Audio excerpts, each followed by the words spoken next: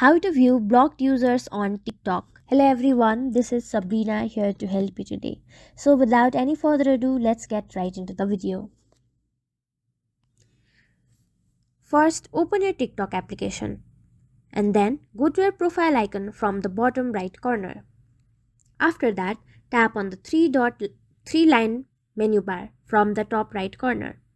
Then go to Settings and Privacy.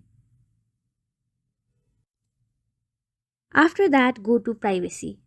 Scroll all the way down and you will see the option Blocked Accounts. Tap on it and all the users and accounts that you have blocked on TikTok will appear over here.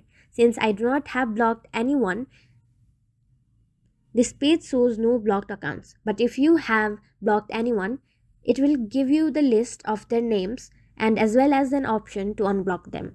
So that's how you do it.